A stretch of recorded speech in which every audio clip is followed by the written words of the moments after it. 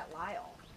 I don't know. He seems kind of creepy. I was helping him unload his Suburban the other day, and I found a bunch of porn magazines dated back to '92, stacked in chronological order. Really? What were they doing there? I don't know, but he said they were second copies. He was keeping them in there in case his apartment burned down. Hello everyone, and welcome to another bad movie review. Today I'd like to talk to you about Silo Killer. This movie came out in 2002. I first saw it on a 4-pack of movies called State of Shock from Brentwood DVD. I'm a big fan of Brentwood stuff. This is an older 4-pack though. It's from 2004. And Brentwood tends to put out more low-budget films. And this really qualifies. Silo Killer is obviously an incredibly low-budget film that was made in the Arizona desert and focuses on a grandpa masked killer who hunts young people. No, mostly young people, anyway. We are introduced to him through the beginning of the movie, through him chasing somebody down and hunting them and killing them, as you would expect in a slasher movie. Now, interestingly, you don't see the killer's face for most of the movie. Not even, nothing above like the shoulder line, really. But anyway, it picks up after the credits, following some college students who are going camping. This mad dog killer proceeds to rack up a body count by hunting them down in the usual slasher film fashion. Now, the storyline wasn't too bad.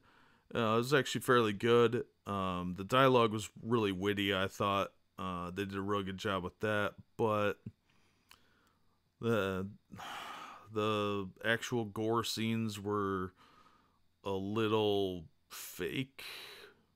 A little obviously like, oh, that's a prop. The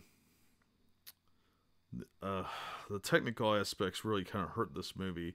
A lot of the scenes were day for night shots where they film it during the day and just put a blue filter on it, and it was really obvious, but at times it also made it kind of dark, so you couldn't really see too well what's going on. Mostly it just had that weird blue look to it, which is fine. That it's a low budget film. What do you want? It didn't hurt the movie as much as it could have if the script had been weaker, but I think the script was actually pretty decent. And it didn't help that there was seemingly a yellow filter for some of the day shots. Like, I think they were trying to tone down the glare of the Arizona sun, but it kind of hurt the film more than the day for night shots did, because there were times where it made a weird jaundice look on everybody. Like, everybody looked like they had some sort of like liver problem. But other than that, if the movie had been 100 years ago, that would have been a black and white movie with some weird filtering. Wouldn't have been that bad, but overall it was just a minor annoyance. I can't really fault the movie for that. The problem I really had with the movie is that there's no sense of transition of time. So the killer either hops around with supernatural speed, or there's no obvious transition in the time frame. So you don't know how much time has actually passed. You have to assume it was a fair amount. And they did the old killer in the backseat bullcrap that I really detest. It's typically incredibly unrealistic, and it didn't really work for me in this one either. They did try and put it to use where, they did something slightly different with it. But a few things like that kind of hurt the film for me. And there's a scene where he chops someone's leg off in the calf area just by being underneath of a camper and swinging an axe. Well, I'm not buying that there's enough momentum for that to happen. But that was minor quibbles. Overall, the movie was pretty fun. The soundtrack took a little while to grow on me, because it was kind of a rock and roll soundtrack that didn't really seem to match the movie. But again, with a lower budget film, you get what you can. Now, as far as Oh, the bands, by the way, were Big Moxie and Clove, I believe. Soundtrack available, I'm sure. As far as the important stuff, I counted about 4 boob scenes, and one's a double boob scene. So there's that. So there were some boobage in there. The body count was fairly high, around 12.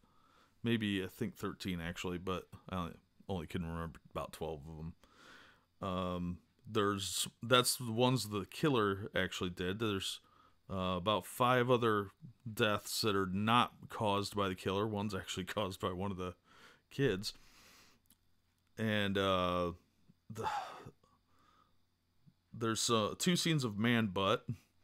But you do get to see boobs in the first 5 minutes, and for those of you interested, the man butt comes in shortly after the first 5 minutes. So there is that. So there's a little something for everybody. Yeah, I don't know what else to say about this movie. The very end of it really kind of was garbage, because it really didn't have anything to do with the main film. It had to do with an ex-convict that was said to be escaped from the nearby prison, but it didn't really fit with the movie, and it kind of set up a sort of sequel, I guess. I don't know what that scene was about. He just kind of shows up, kills some people, and takes a chick hostage. We never know what happened. So that didn't work for me at all. It had nothing to do with the plot. But this movie did have redeeming aspects. Don't get me wrong. I actually liked this movie quite a bit, and I recommend everybody watch it because it was fun. It was well written. The acting was standard B-movie fare, but I gotta give props to Brian Reid as Lyle. Lyle was easily my favorite character, and his shirts were hilarious. That was a great gag that really worked for the movie. It made a lot of sense. Lyle was a funny character. He had some of the best dialogues and best scene in this movie, hands down. If you watch this movie for no other reason, watch it for Lyle, because that character was outstanding. He was hilarious, and all his dirty jokes and sight gags were worth sitting to an hour and a half of this movie, in my opinion. So yeah, that's I have heard there's a sequel to this. I haven't seen it yet, but I've seen the box art, and I plan on watching that one soon. I will definitely review that when I get it. Otherwise, like I said, this one isn't a 2-pack with the first and second movie together. That I have seen online that you could buy from Amazon, and I've seen it on eBay. The State of Shock 4-pack has some other movies in it, but I really can't say it's worth spending more than like $10 on. This movie by itself was really good. I'd recommend watching it. It's probably worth the price of admission, but like I said, I would probably buy it in the 2-pack with the sequel if given the chance. But I had purchased State of Shock many years ago when it first came out, so I already have it on there. But I will review the second movie in the meantime. Check this one out. It was fun. It was a fun little thrill ride.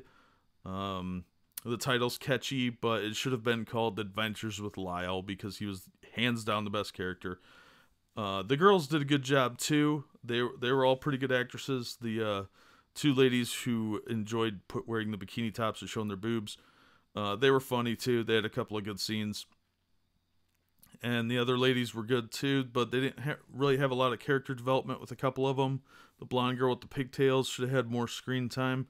She seemed like she was a good character, but we don't really know because she kind of got killed off in a tertiary manner. So that's going to do it for this. Like I said, check it out. It's on a couple of multi-packs, and I'm sure it'll show up in others in the future.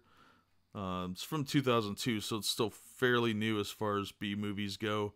But this one should definitely have some kind of cult following. I thought it was fun. The acting's not spectacular, but it's standard B movie fare.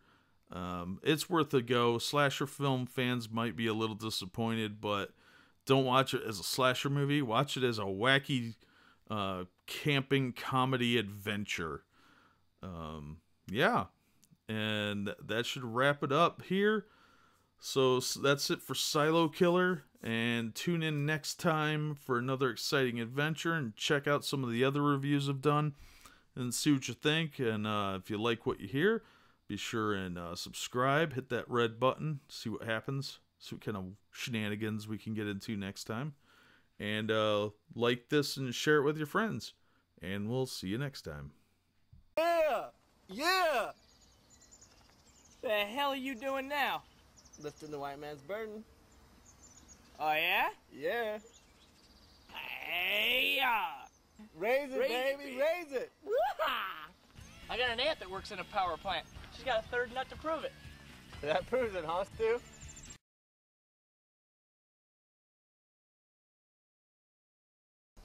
Taylor thinks you're rubbing off on me too much.